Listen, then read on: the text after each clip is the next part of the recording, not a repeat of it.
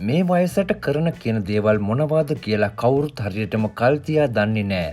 ඒත් එක්කම ප්‍රේම සම්බන්ධයක් නිසා ගැටුම් ඇති වෙනවා කියන එකත් ගොඩක් වෙලාවට සාමාන්‍යයි කියලා කෙනෙක් කිව්වත් සුදු ඇඳුමට මේ දේවල් ගැලපෙන්නේ නැහැ කියලා තවත් කෙනෙකුට කියන්න පුළුවන්. ආදරයක් නිසා තමන්ගේ සහෝදර පාසලක තවත් ශිෂ්‍යයෙක් එක්ක රණ්ඩු ඇති කරගන්නවා කියන්නේ ඇත්තටම ඒ ගැන ඔවුන්ට එරෙහි විනය ක්‍රියාමාර්ග ගන්න එක අත්‍යවශ්‍ය දෙයක්. මොකද මේ වගේ සිද්ධි තවත් සිසුන් ආදර්ශයට ගන්න පුළුවන් නිසා මේ සිද්ධිය වාර්තා වෙන්නේ බදුල්ල දිස්ත්‍රික්කයෙන්. ප්‍රේම සම්බන්ධතාවයක් නිසා ඇති වුණ බහින් බස්වීමක් දුරදිග යාම හේතුවෙන් මෙම සිසුන් දෙදෙනා ගැටුම් ඇති කරගෙන ඇති අතර අද දහවල් සිදු වූ මෙම ගැටුමෙන් මොවුන් දෙදෙනාම බදුල්ල රෝහලට ඇතුළත් කළේ සිසුන් දෙදෙනාටම සිදු වූ තුවාල නිසායි. හදිසි ප්‍රතිකාර ඒකකයට ඇතුළත් කළ මෙම සිසුන් දෙදෙනා පසුව සාමාන්‍ය වාට්ටු වෙත මාරු කර යවා තිබුණා. ඔය ප්‍රේම සම්බන්ධතාවයක් හේතුවෙන් ඇති කරගත් ගැටුමක් වන අතර මේ ගැන වැඩි විමර්ශන බදුල්ල පොලිසිය විසින් සිදු කරන බවයි වැඩිදුරටත් වාර්තා වන්නේ.